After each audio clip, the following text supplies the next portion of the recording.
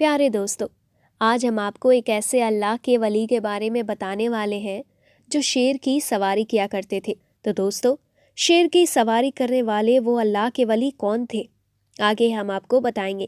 لیکن آگے بڑھنے سے پہلے اگر آپ نے اس ویڈیو کو لائک نہیں کیا ہے تو لائک ضرور کریں، ساتھ ہی ساتھ چینل پر نئے ہیں تو چینل کو سبسکرائب کریں اور بیل آئیکن کو دبائیں تاکہ نیکسٹ ویڈیو کا نوٹیفیکیشن آپ سے مس نہ ہو۔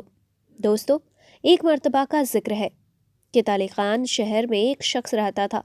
وہ ایک اللہ والے بزرگ سے بہت عقیدت اور محبت رکھتا تھا۔ ان بزرگ کا نام حضرت ابو الحسن خرقانی تھا۔ اس شخص کو ان سے ملنے کا بہت شوق تھا۔ اس شخص کو اپنے حضرت کے دیدار کا بہت شوق تھا۔ وہ شخص ان سے بہت کچھ سیکھنا چاہتا تھا، لیکن خرقان اور طالقان کا راستہ ایک جنگل سے گزرتا تھا۔ اس جنگل میں بہت سے جنگلی اور خطرناک جانور رہتے تھے اور اسے وہاں سے گزرتے ہوئے ڈاکوؤں کا بھی ڈر رہتا تھا۔ یہ ڈر اسے ہمیشہ خرقان جانے سے روک دیتا تھا کیونکہ یہ سفر بہت ڈراؤنا اور کٹھن تھا۔ لیکن ایک دن اس شخص کو اپنے بزرگ سے ملنے کی بہت تڑپ ہوئی، لہٰذا اس نے وہاں جانے کا فیصلہ کر لیا۔ ان بزرگ سے ملنے کے شوق میں اس سے صبر نہ ہوا اور اس نے سفر کے لیے اپنا سامان باندھنا شروع کر دیا۔ اس کے بعد وہ خرقان کی طرف نکل گیا۔ اس نے کئی دن اور کئی مہینے سفر کیا اور بہت سی پہاڑی اور جنگلی راستوں سے گزرا اور ڈاکو اور لٹیروں سے بچتا ہوا، جنگلی جانور سے بچتا ہوا، خود کو جنگلی جانوروں سے بچاتا ہوا ایک لمبا اور مشکل سفر طے کر کے خرقان پہنچا۔ وہ شخص خرقان پہنچ کر بہت خوش تھا۔ آخرکار وہ حضرت کے گاؤں پہنچ گیا۔ اب وہ اپنے حضرت سے مل سکتا تھا، ان سے علم حاصل کر سکتا تھا۔ اس نے وہاں کے لوگوں سے حضرت کے گھر کا پتہ پوچھا۔ کسی نے اسے حضرت کے گھر کا راستہ بتا دیا۔ وہ شخص بہت خوش ہوا اور چلتے چلتے آخرکار وہ حضرت کے گھر پہنچ گیا۔ اس نے حضرت کے گھر پہنچ کر بہت عقیدت اور محبت سے دروازہ کھٹکھٹایا۔ دروازہ کھٹکھٹانے کے بعد اس کو اندر سے حضرت کی بیوی کی زوردار اور گرجدار آواز آئی کہ کون ہے؟ وہ شخص اس گرجدار آواز کو سن کر سہم گیا۔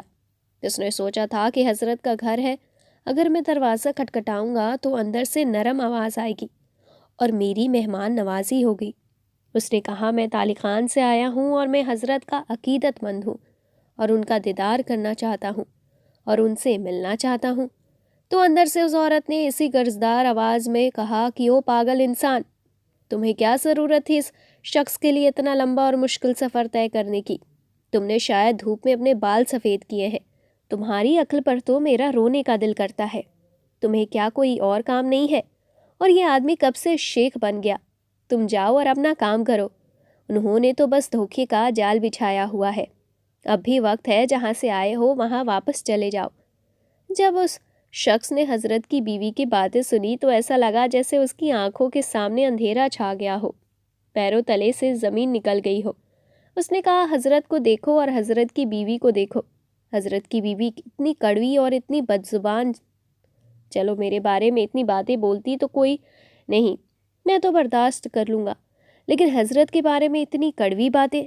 حضرت کے علم سے لوگ فیض حاصل کرتے ہیں اور کرتے رہے ہیں، اور حضرت کی بیوی ایسی باتیں کر رہی ہے؟ یہ تو چراغ تلے اندھیرا ہو گیا۔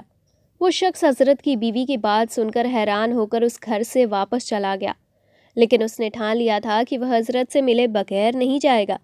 آخر اس نے اتنا لمبا اور کٹھن سفر جو طے کیا ہے۔ وہ شخص لوگوں کے پاس گیا اور حضرت کا پتہ پوچھا کہ حضرت کہاں ملیں گے۔